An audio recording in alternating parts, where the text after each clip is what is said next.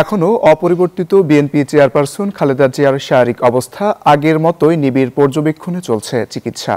দল বা চিকিৎসকের পক্ষ থেকে সোমবারও আনুষ্ঠানিকভাবে কিছু জানানো হয়নি। নানা মহলে গুজব গুঞ্জন থাকলেও সেসব বিভ্রান্ত না হওয়ার আহ্বান জানিয়েছে বিএনপি। এর মধ্যে খালেদা জিয়ার চিকিৎসায় যুক্ত হয়েছে 5 সদস্যীয় চীনা মেডিকেল টিম। আজ আসবে চিকিৎসকদের মূল দল। প্রায় এক সপ্তাহ ধরে রাজধানীর এভারকেয়ার হাসপাতালে ভর্তি BNP chairperson Begum Khaleda Zia.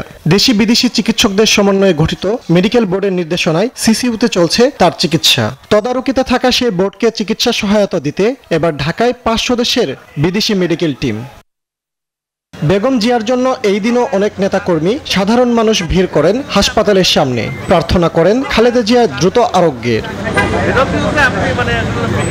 BNP চেয়ারপারসনের শারীরিক পরিস্থিতি নিয়ে বিভ্রান্তিকর খবরের মাঝেই দলটির ভাইস চেয়ারম্যান আহমেদ আজম খান জানান তার পরিস্থিতি অত্যন্ত ক্রিটিক্যাল। তবে জুনায়েদ সাকি জানান চিকিৎসকদের ডাকে সাড়া দিয়েছেন খালেদা জিয়া। ক্রিটিক্যাল তো হচ্ছেই ক্রমাগত, তবে একটু আগে ডক্টর জাহিদ বলেছেন যে তিনি রেসপন্ড করছেন এবং তারা আশাবাদী এবং সবাই কাছে দোয়া চেয়েছেন।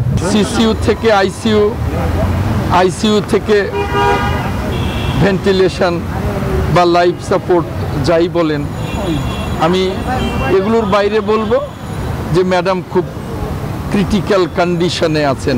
এমন পরিস্থিতিতে সোমবার দুপুরে হঠাৎই সামাজিক মাধ্যমগুলোতে খবর আসে লাইফ সাপোর্টে বেগম জিয়া। তবে এই বক্তব্য মানতে নারাজ বিএনপি। তিনি অসুস্থ এবং আমাদের চিকিৎসকরা যে কাজ করছেন, আপ্রাণ চেষ্টা করছেন, দেশি বিদেশি সমস্ত চিকিৎসকদেরকে যুক্ত রেখেই তারা চিকিৎসাটা করছেন এবং আল্লাহ তাআলার কাছে আমরা সবসময় দেশবাসী এই দোয়া করছি যে আল্লাহ তাআলা তাকে সুস্থ করে দেন, তিনি অসুস্থ হয়ে আমাদের মাঝে আসেন।